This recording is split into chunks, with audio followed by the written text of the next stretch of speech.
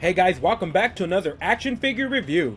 Today we're checking out the latest wave of Spawn figures from McFarlane Toys, starting out with Medieval Spawn from the Spawn series of comics.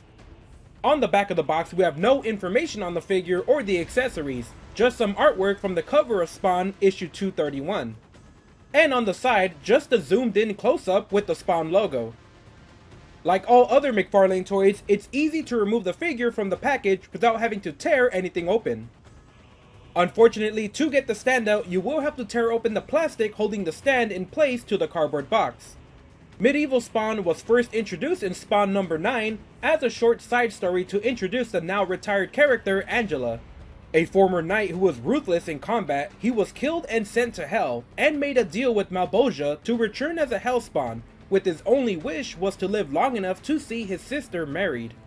But he was soon provoked into a fight with the Violator that required Medieval Spawn to unleash his full power, horrifying the people he was meant to protect. Later, while wandering, he was tricked by the angel Angela and killed. Many centuries later, Medieval Spawn was resurrected by the Vatican Church, held captive and tortured and forced to prove himself to the church by defeating Spawn. The fight was short and once again Medieval Spawn was killed. Later on in the story, once again seemingly resurrected, Medieval Spawn reappears, but this time to help out Spawn fight off Omega Spawn. However, this version of Medieval Spawn is now possessing Mark Rosen, a journalist who has been researching Hellspawns and has acquired the helmet of Medieval Spawn that swaps his mind and body out with the real Medieval Spawn. While Medieval Spawn's appearance changes multiple times throughout the comic, this figure is based on the cover of issue 321. Let's check out the details. Large blades of steel armor cover the face with small holes for the green glowing eyes. Detailed with small rivets, armor layers, and black wash to give the metal a worn out look. Underneath the metal plates, the armor is completely black, hiding a lot of the sculpted detail here like the chainmail. Like all other McFarlane Spawn figures, the eyes glow green under a black light. A better look at the side shows us more fine details on the helmet, like the swirls and texture over the metal. We also notice the small black belt straps holding the metal plates onto the head.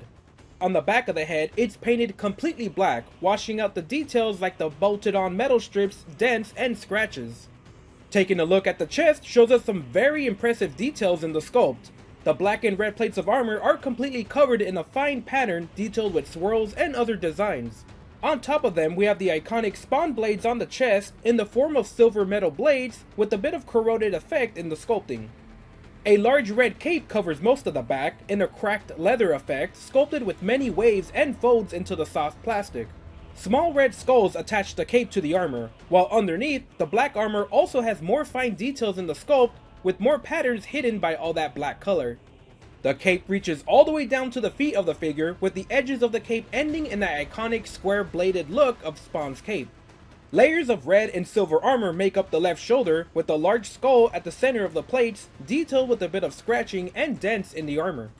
On the right shoulder, we can see how McFarlane used different layers of red and silver plastic to color the effects, giving us silver spikes coming out of the red armor.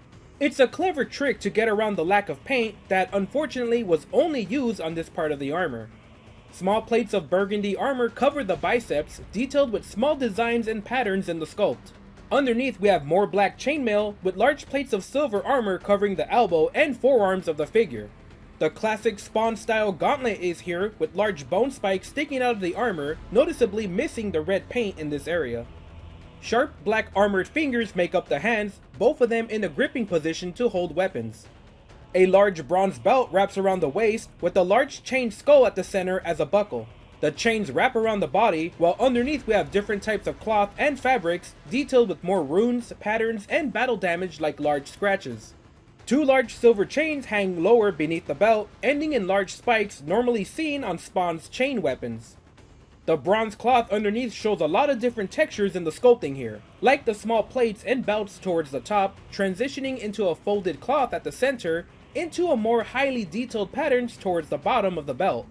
Lifting up the cape, we have a good look at the back, with the silver chains wrapping around connecting to a smaller skull on the back of the belt.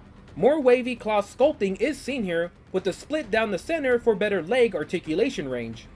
Unique sculpted armor is on both legs, with the right leg having the iconic Spawn large spiked boot, with the skull for the knee armor. The entire armor here is one piece of plastic and as a result a single color of silver. I really wish they would have did that layered effect for the spikes so that we could have had a boot red colored and the silver spikes coming out of it like the shoulder armor had. The other leg is armored in silver plastic as well, with large plates of silver armor detailed with small spikes, studs, and damage to the armor with more scratches and dents. We wrap up the detail with the boots of the figure. Solid black steel knight armor in a few sections of plated armor layered over each other. Let's check out the articulation. We have a ball joint at the head that has some decent upward and downward range. The shoulder armor is going to be mostly restricted by the massive armor in this area. While the plastic is soft, it's just too bulky that it's going to give some pushback even when trying to force more range. The armor pieces are glued onto the figure and not on their own peg like some other McFarlane figures with large shoulders. We have rotation at the bicep, double jointed elbows that have some good range but the bulky armor will hinder a tight pose, wrists that bend up and down, a ball joint at the chest with good rotation and a bit of forward and backwards crunch. Another ball joint at the waist with the combined crunch of both joints letting you bend the character back a great amount, but the forward crunch is blocked by the bulky armor in the chest and waist.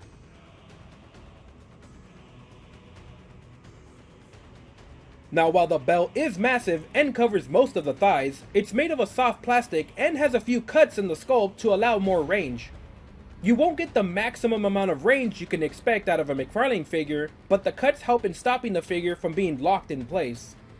We have a minimal amount of rotation on the legs, double jointed knees that have a great range with the armor hindering it just a bit, ankles that rotate, twist, and bend up and down, and a toe that bends upward.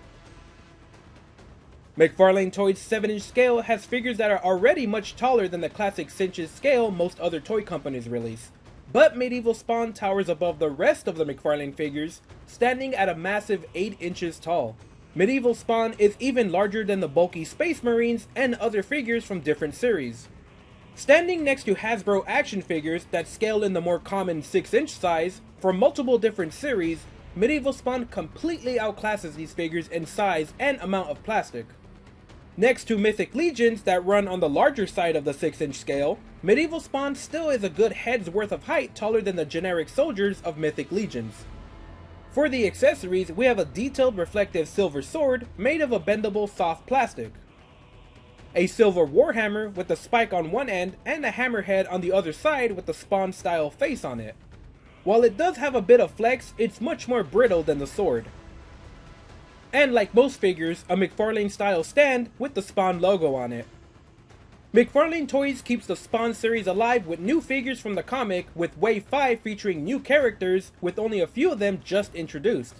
Medieval Spawn has had a few redesigns, showing up much more colorful in the comic than seen on this figure, but this version is a specific design only seen on comic covers, so it's a wonder if we're going to get a more comic accurate version later on. Medieval Spawn is taking a much larger role in the current storyline, so we can expect him to pop up more often and maybe we'll actually get some more action figure releases of him. On this figure, one detail that everyone is going to obviously notice is the lack of red in key parts of the armor, including the gauntlets and leg armor, highlighting the lack of paint on McFarlane figures. A lot of details are lost at a glance with this figure, with the lack of any weathering effect or dry brushing to really make those small designs pop.